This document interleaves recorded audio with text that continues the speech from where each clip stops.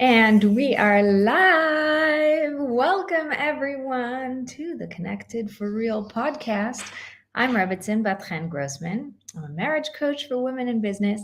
And today I want to talk to you about how to get practical. Because as you know, my business is called Connected for Real, and this is the name of the podcast, right? So, how do we get to a certain level of connection and create that fluffy, up in the sky, theoretical connection, but actually make it physical, make it for real, actually live that connection? And that's what I'm all about. And today, this conversation is inspired by a lot of the questions that were coming in. How do you practically make it happen? How do you get things done? Apparently, people think I get a lot of things done. That's very nice to hear because sometimes in my own head, I feel a little lazy or that I'm not doing enough. So it feels really nice to hear that it doesn't look like that from the outside. It gives me a little bit of a chance to rethink what my brain is feeding me.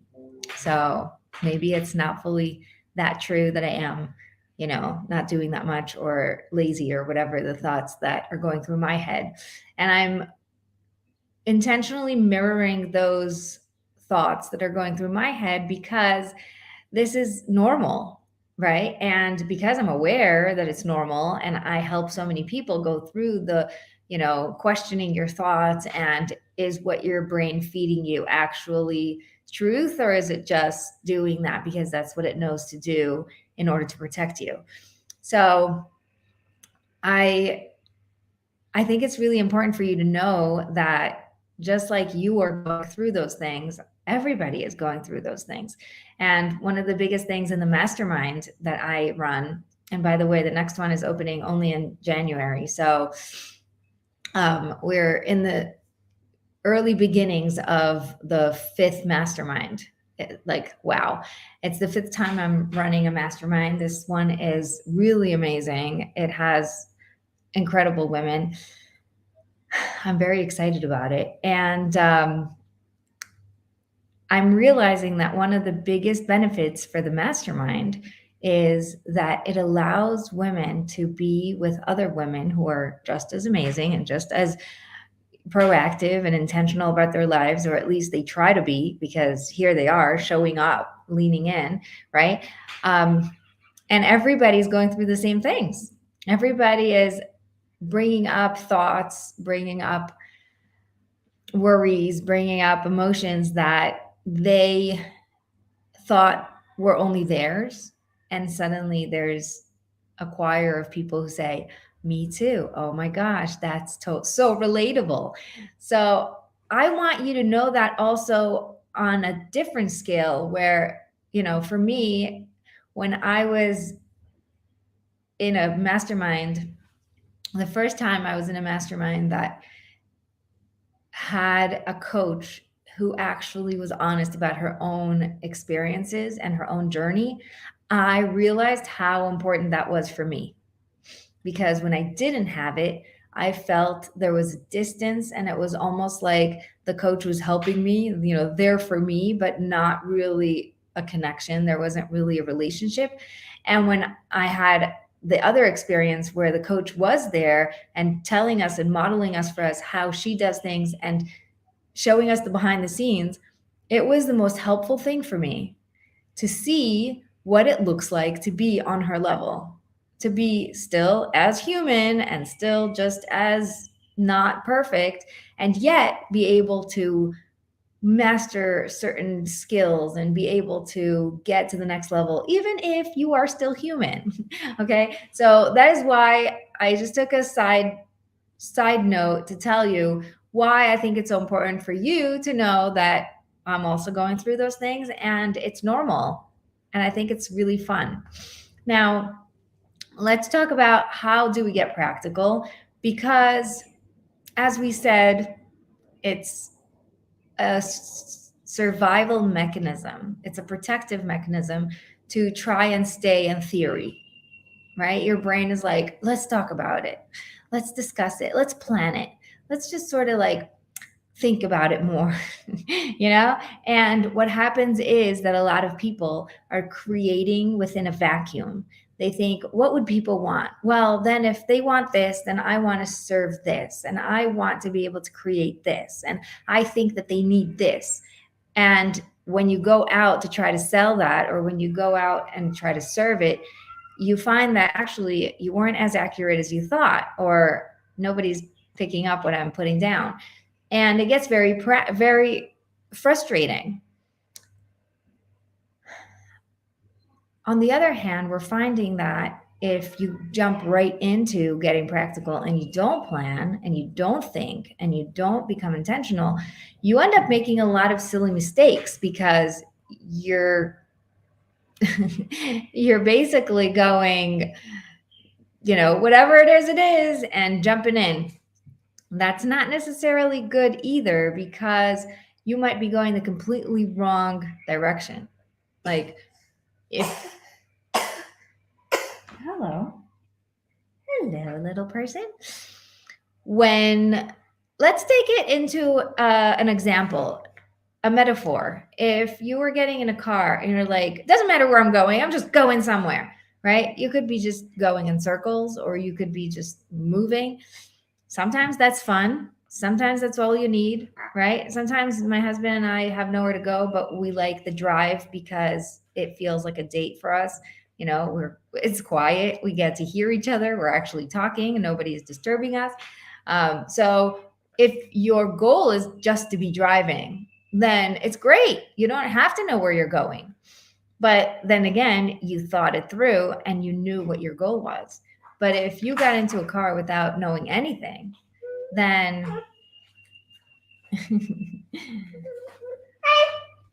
look. Bye-bye. Sorry about that. So if you're getting into a car, you don't know where you're going. That's being very practical, but it's not really thought out, right? It's like, I don't know where I'm going. I'm just going somewhere. So you could eventually be going in circles. You could eventually be going the wrong way. It's not very conducive to anything, but you're being very practical. And as we said, on the other hand, if you sit and plan and think and don't get in the car and don't know how to get there, you're just, I'm going to go there and I'm going to go there. It's a lot of talking and not really doing. And that doesn't work either. So how do we get to a place where we are both doing, but with intention, both taking action, but with thought and planning? How do we marry the two? And that's basically what I do all day, right? Connected for Real. It's constantly integrating the theoretical planning, thoughts, mindset with the practical. And that's really, really important. So let's talk about the CALM method, because this is, again, the method that I always turn to. It's the method I created to know exactly what to do if you want to create flow. So CALM stands for connect to yourself, ask for abundance, listen for the answer, and master a higher level of consciousness. Step 1, connect to yourself. I want you to know, what do you really want? And this is where we get theoretical, right? You have to pause. You have to think, what do I want? When we're getting into a car, where do I want to go? What's my goal of getting into this car, right? When we get in front of the computer, what's my goal? What am I actually doing? Am I going to open the computer and react to whatever is there? Or do I know what I want? Same with the phone, by the way. Before you turn on the phone, when you're picking up the phone, be really clear about what you're going to do. And I find myself announcing, I am going to write a message to this person now, because the second I turn on the phone, there's all the notifications and all the things, and they try to throw you off. And then you end up being on the phone for an hour and you don't realize, like, wait, I didn't even send that message, right? So instead of getting sucked into that reactivity, our goal always is to be proactive, to be intentional, to be awake conscious, right? That's our goal. So question number 1, what do I really want? Connect to yourself. Okay. We got to really connect. Connect to yourself can mean feel your body. How do I feel? Where do I feel it? What do I want? And sometimes like, oh, I'm thirsty, right? Like a lot of times we go and we try to look for answers when in reality, there's something very regular, normal happening that is confusing us. Okay.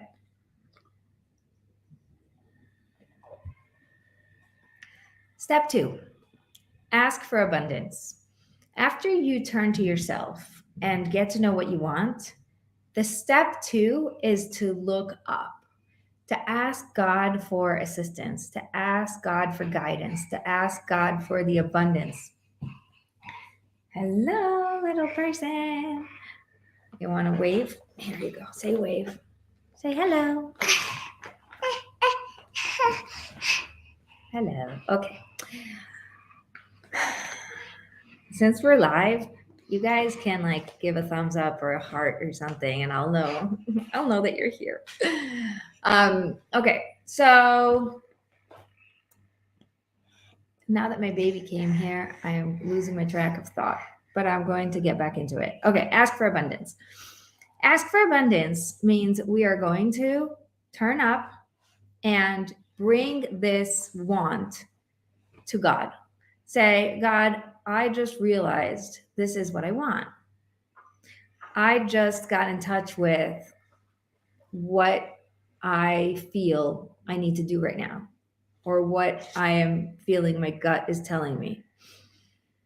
Does this line up? Is this right? Does this make sense to you? Right? We are coming to God because only God knows the answers. Only God can guide us. Only God can help us. Only God is the source of abundance. So if we think we're in control, we're going to get that answer. We're going to get that abundance. We're going to get that solution. We are not going to be able to get anything until we realize that we are not the source of the abundance. We are not the ones who are going to make this happen. You got to let it go and bring God into it. You can't touch the computer, okay? Thank you. Okay. And here, you could see yourself right there. You see yourself? Okay. Okay. Step 3. Listen for the answer. And this is where I find the most vague for people, because unlike asking God, turning to God, praying, something that most of us have been at least. You can't be talking because then I can't be recording. Okay?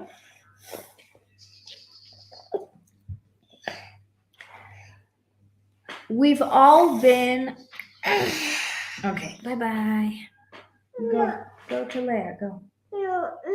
No. Okay. We've all been taught how to pray. We've all been taught, or at least we think we know, how to pray, how to talk, how to turn to God, but we don't know how to listen. We've never been taught how to.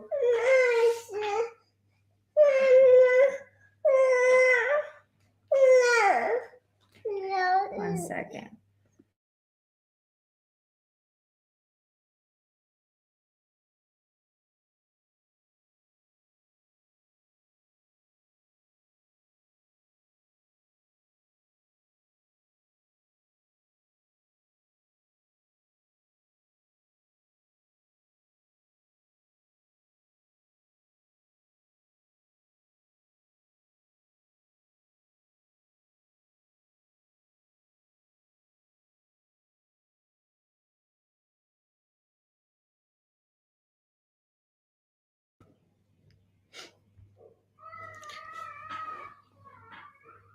We've all been taught how to ask, right? Even if you're not praying every day, or even if you don't necessarily connect to it, you know what you need to do. Just look up and pray, right? But we've never really experienced, or some of us haven't experienced, the next level, which is now listen. Listen for the answer. Find out what the answer is. And when I tell people this is what I teach in my mastermind, they're shocked because they didn't even know there was such a skill, right?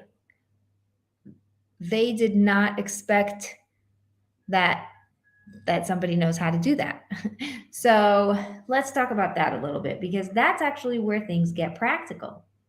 And this is where I love the work I do, because we're actually taking action. We're actually seeing movement, and we're getting answers along the way. Okay. Now, by the way, just as a side point, the last step is master a higher level of consciousness. And that means that when you do get the answer, when you do understand what God wants, you have that click, then you are not allowed to let it just float away. You can't just be like, okay, that was cool. Next, what's coming next? You have to hold on to it. And the ways to hold on to it are many. And there are many skills that can help you harness that energy of, oh my gosh, I just got an answer, and be with it in order to let you move, propel you forward, to let it move you to the next level. Okay. That's how we master a higher level of consciousness, but being able to catch it and use it as fuel. But now we're going to talk about the part, step 3, which is listen for the answer, because that is the most practical. So let's take an example. Let's say you want to buy a new couch. Okay. So step 1, connect to yourself. I want to buy a new couch. I want it to be this size. I rather these colors. This is my color palette. This is my preference with whatever type of couch I want. Great. You got in touch with yourself. Ask for abundance. God, I feel like I really want a couch. I'm really ready for a new couch. I think I need something that will fit this space. I really like these colors. How do I make it work? Show me. Like, does this line up with your will? Is this something that I should be going after? Like, tell me, show me, guide me. And now you start looking for a new couch. This is when it gets practical. You start taking action. You go online, you go talk to friends, you tell everyone you're looking for a new couch, you maybe go into stores and find what the prices are. You start to see reality. You start to live daily life. And when you are living daily life, when you are living reality with God at your side, because you just invited him in, you are not trying to control it all. How am I going to pay for this? Which couch am I going to get? Is it going to get to me on time? Is it going to be the right color? Blah, blah, blah, right? Me. I'm in control. I'm going to make it all happen the way I want. No, instead, you are being guided. So you go into the store and they tell you straight out, we don't have the couch you want. That's guidance. You just got an answer. It's not this store. You go to a bunch of stores and you didn't find what you liked, and you come home and you're like, oh, I guess it's not in that strip of stores, right? I need to figure out a different place. I need to figure out a different way. So that's an answer, right? Or some people say, I walked into the first store and I found it. Great. That's an answer too, right? You just got an answer. What happened to us one time was suddenly a friend of ours sent us a link to a secondhand couch that was pretty much brand new, and the lady had just passed away. And so the kids were selling her stuff, and it was exactly what we wanted, And it was a fraction of the price because it was being sold as secondhand, even though it was bought only 3 years before and barely used. So that was really cool. That was God talking very loud and clear, right? We went, we paid, we took it home. Like there was no questions in our mind that this was meant for us. Okay, because we went to all the stores and we did all the things and we couldn't find what we wanted, and it just boom worked out.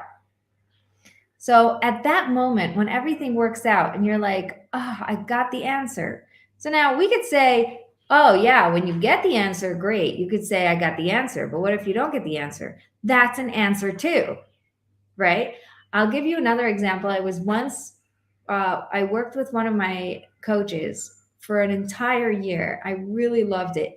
And then when she was trying to sell me on the continuing program, I prayed that morning that God should give me the obvious clarity. Like it shouldn't just be clear, it should be crystal clear.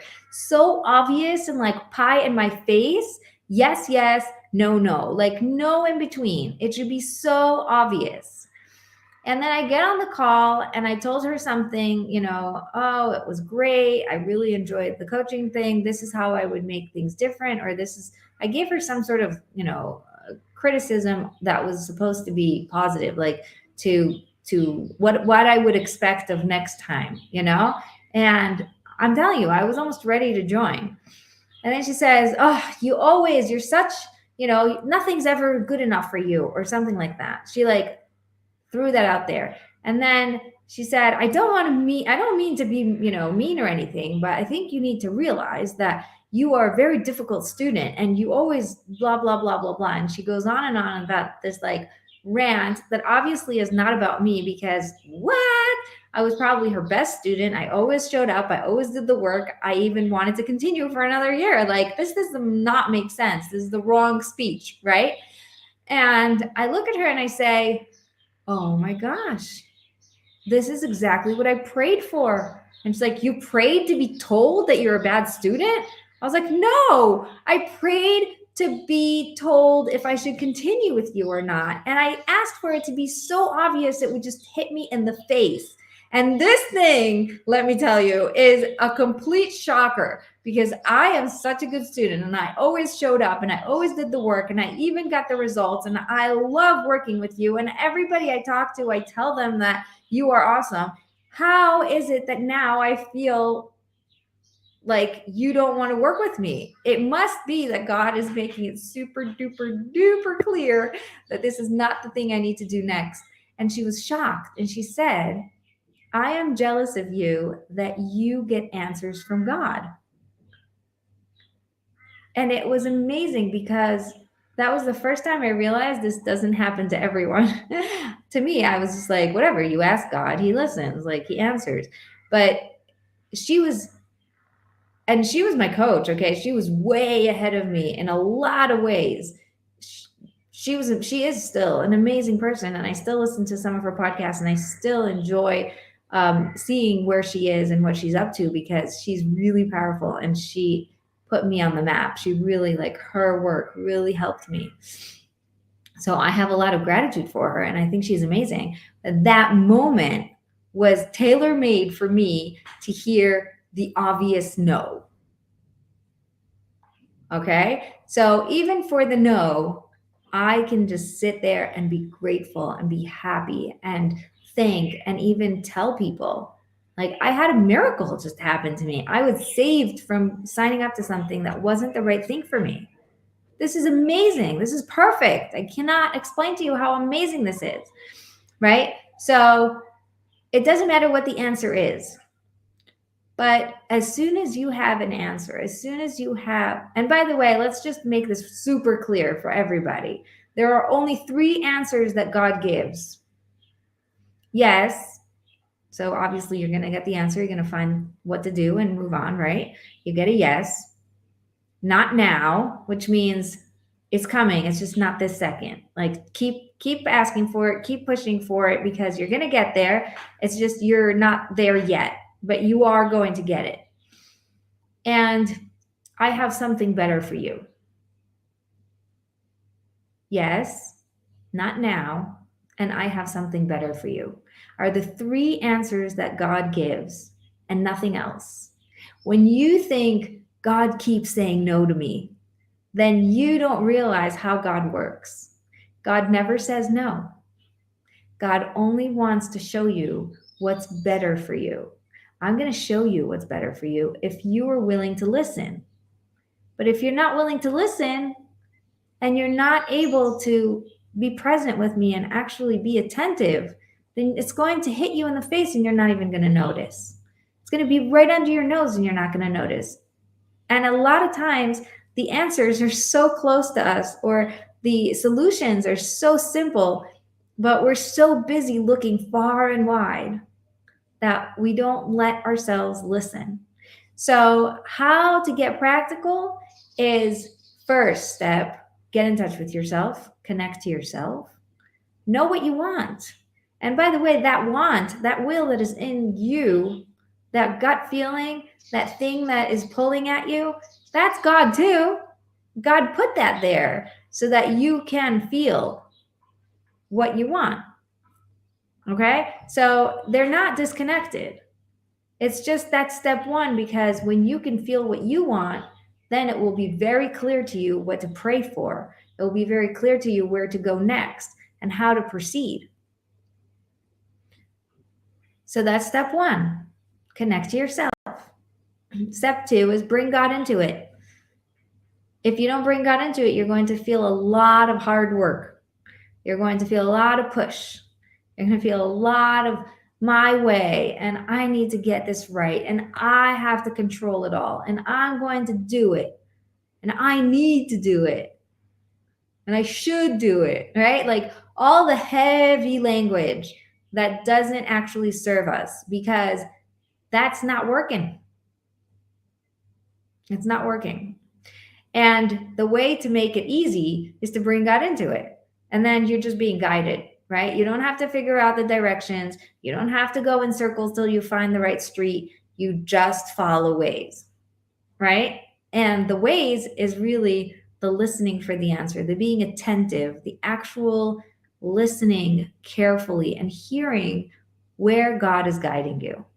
And in order to hear, you have to start taking action. You have to start looking for the thing. You have to start putting yourself out there so that you could be guided, right, left, take a turn. You can't be guided when you're not going anywhere.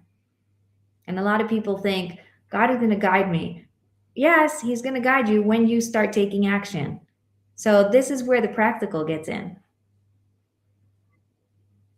Getting practical is very, very important because it means you're actually taking action. And through that action, you're going to be able to be guided. And if you come prepared with connecting to yourself and bringing God into it, by the time you're taking action, you are ready. You're ready. And that's what it's all about. And I want you to be connected for real. I want you to be taking action from a place of connection and not from randomness and not from hastiness and not from just like, oh, I just got to do it. Never works when you say, I got to do it. You don't have to do anything. You get to do it, right?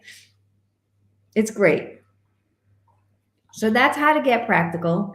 I would love to hear your feedback. Please send me a message. I am on Instagram at ConnectedForReal, and I have my website, ConnectedForReal.com. You could always come and, say hi to me on Facebook. I love you very much, and I wish you all that you should be able to be very, very practical and connected for real. I love you. Bye.